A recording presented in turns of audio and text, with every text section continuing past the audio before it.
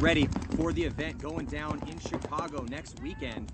But just like all around the world right now, everyone is getting ready for this event. As you can see, this field layout in the background with that special diamond shape just for Chicago. Now that shape is a Chicago original. Way back in the day, before we played on these inflatable fields and you had those big plastic tubes, the diamond shape was unique to the Chicago event, which is why historically we've seen it pop up. Now we're going to find out this weekend how well this particular layout is playing. Is it playing fast? Is it playing slow? How does that diamond play?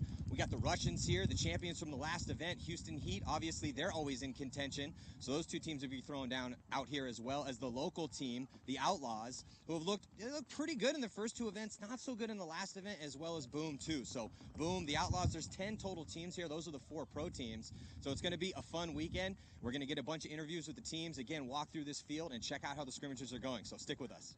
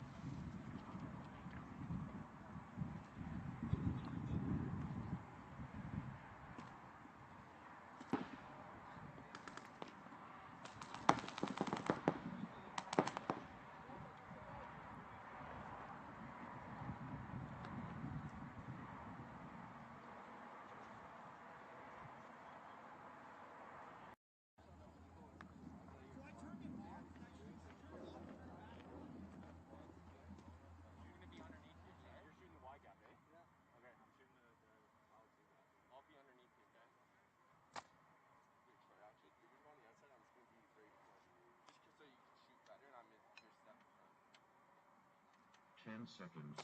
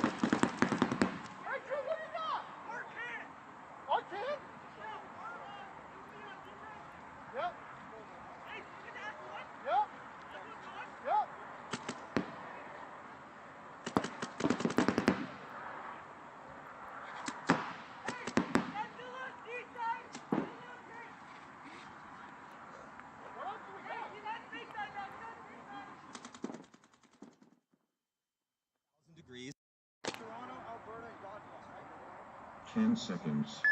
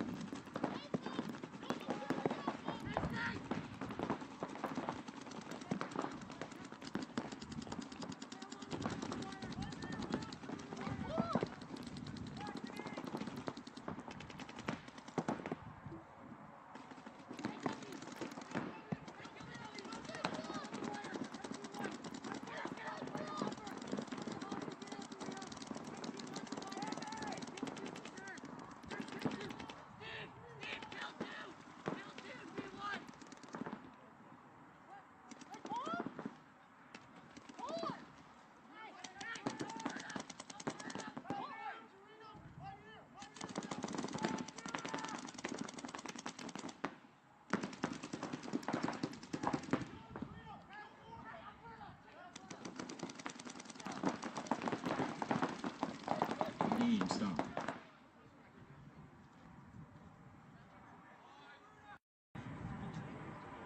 10 seconds. I hear you. Yeah. That's the reason why this first time since it went down up.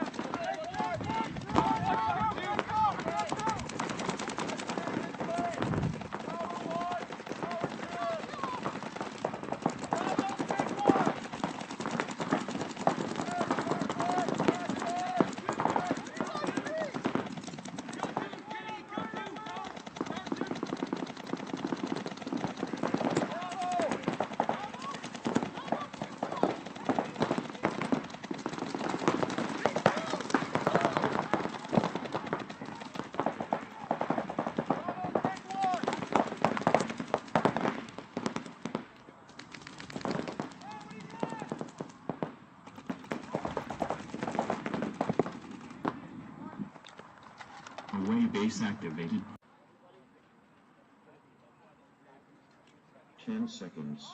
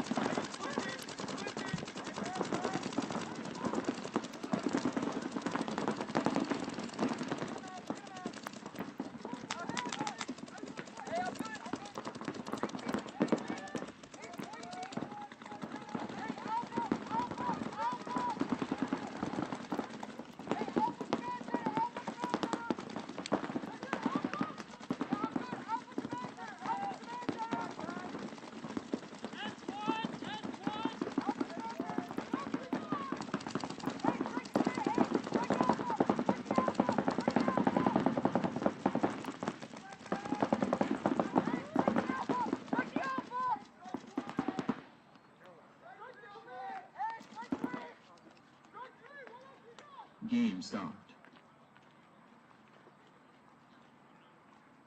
2 minutes. 10 seconds.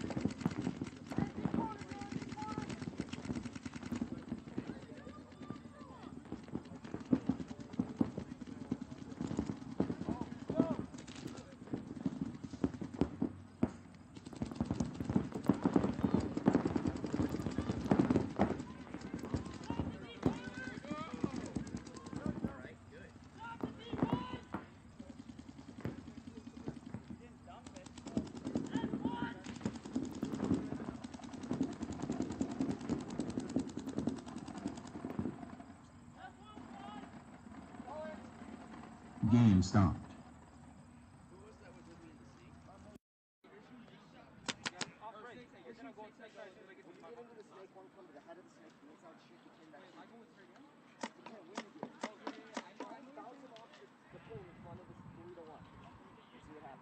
Ten seconds.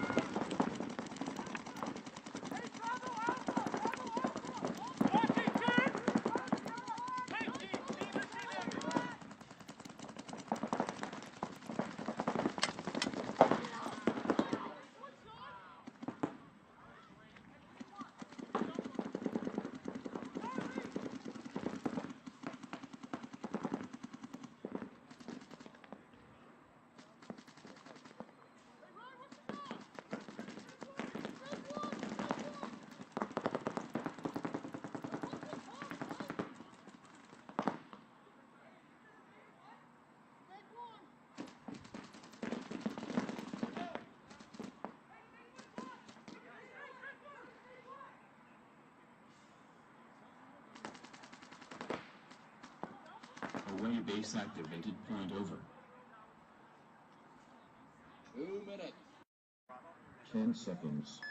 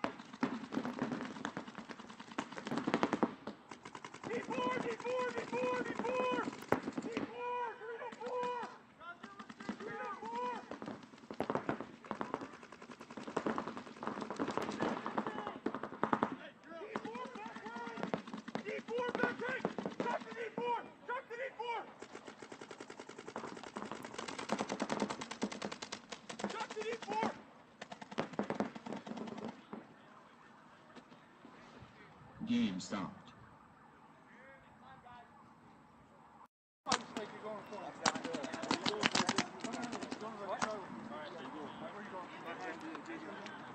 10 seconds.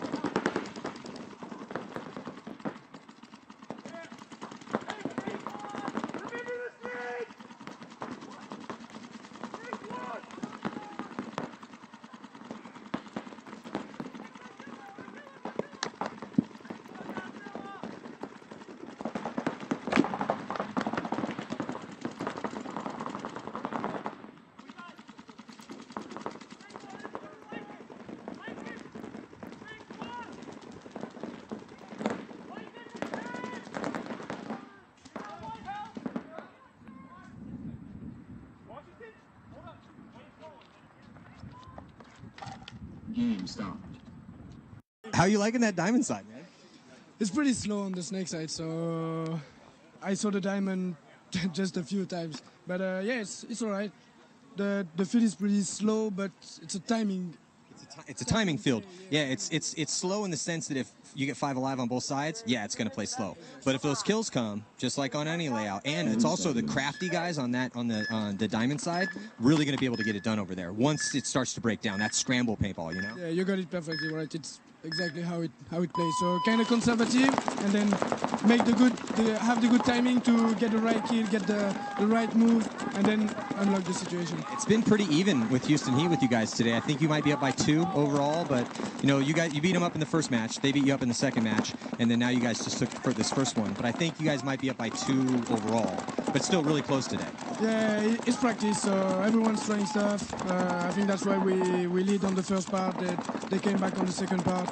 It's just practice, so it's good because it's playing pretty cool between each other. So it's just a good practice. We don't, obviously we count points, but it doesn't really matter. Exactly. The fact you're up by 2, it's not that big of a deal. The most important thing is you figure this field out. And also who's going to play, because you guys have 10 guys on your roster right now, and coming off that big win you guys had the last one, I know you're getting a lot of spins for the new guy, Bogdan. Yeah. Bogdan. Yeah, we were 8 at the last event. We come back with 10 this event. It makes a little bit more competition, but it also gives more points of view on the field and stuff. So it's good to bring kids here. Bogdan is having a good practice today, so we'll see how it goes at the tournament. We just hope that the 2 lines will play good and see how it goes. If someone doesn't play good, you can sit him and have the one who play good on the field. I talked to Kirill at the outset of the day before you guys started playing. He said 2 lines was kind of the plan. Is that still the plan? 2 lines or starting 5? What's your opinion? I'm a big fan of the starting 5, like a pretty short roster, 7 players, 8 players, because they get a lot of reps and they can stay there, have their minds in the game and keep the good momentum and think about the mistakes you made the previous point. But when you have 2 squads playing good, it just feels good, you know. And you get those fresh legs out there. Exactly. Yeah. It's good to have some good runs. You have the fresh mind coming in. You don't have the pressure from the last point as well. If you lost it, you just come new, and if you won your 2 first point but sit for 2 points, then you come with a 2-0 lead, not a 2-2 games, you know. So it's kind of different, but Well, it was like Impact was in the same situation 2 events ago. Remember how Impact was running 2 lines 2 events ago? Last event, not so much because they had Zane was hurt. So, but then they got to the finals and one of their lines started to get shut down. And some people say maybe that's why they lost that tournament, even though 2 lines played so well the entire time. But it's always tough. It's like, oh, is that the reason, or that's tough to tell? Yeah, exactly. In the tough game, you want your best player to play, so that's when the lines get pretty much 1 line instead of 2. 10 seconds.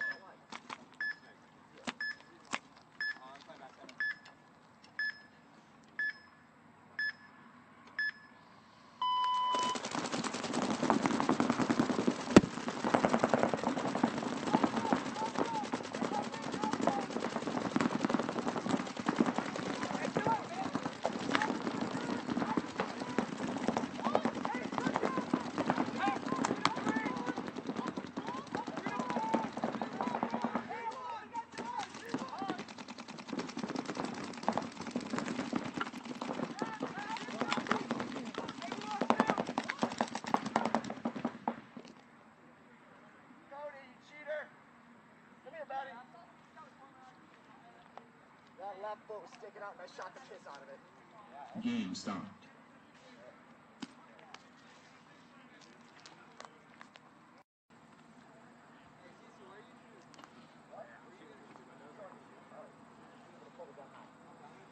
I'll probably throw some 10 seconds. They wide.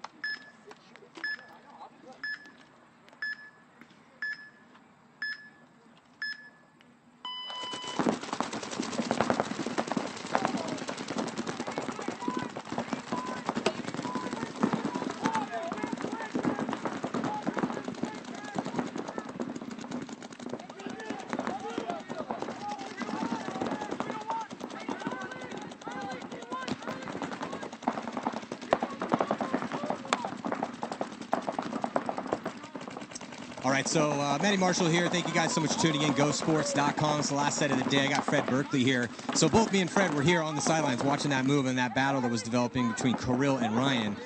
What were your thoughts on that, Fred? It was real methodical. Ryan was trying to make a move on him.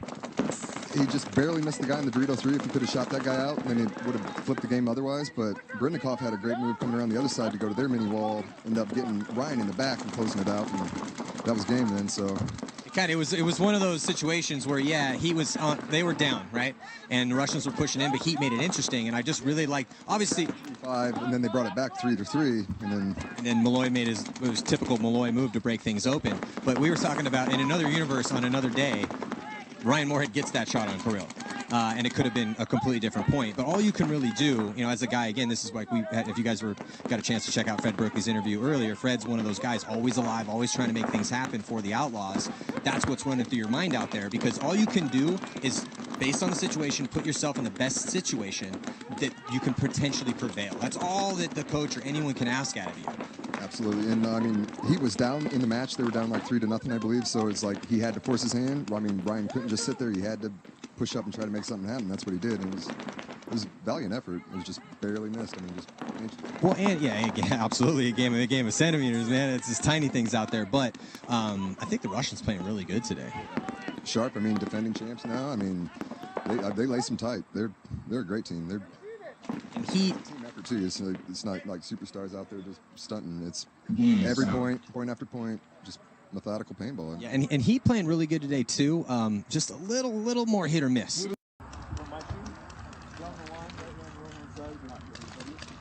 10 seconds.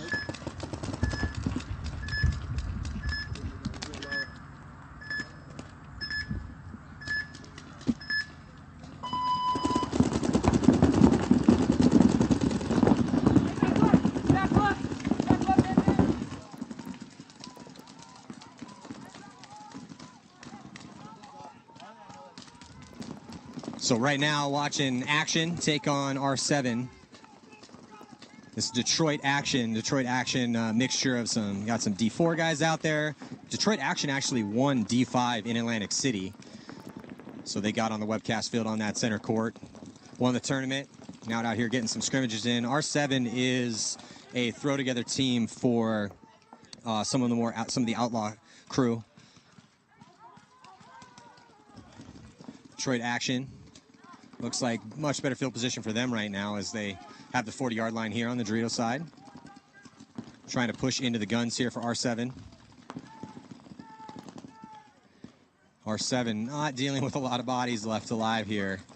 And I don't see a full complement of players on Detroit Action's side of the field either. It looks like Detroit Action has a body in Snake 1, D4, D1, and I think they have one more body left alive. I think there's 4 bodies left alive right now for Detroit Action. And it looks like they are now past the 50-yard line here on the D side. Looking pretty good here in this point. The score in this set, 2-1 in favor of Detroit Action. Sensi for Detroit Action here, past the 50-yard line. He's the guy with the ball on this D side in the best position. And really not dealing with too many threats in front of him. He does have the one player there in the back center, and he's going to get taken out. Back Aztec. And I think that should do it. Yeah, they clear out the Snake side. And the point, another point, going to go to Detroit Action. I think there's about 4.5-ish minutes left here in this match. Detroit Action is going to take a 3-1 lead here in this practice set.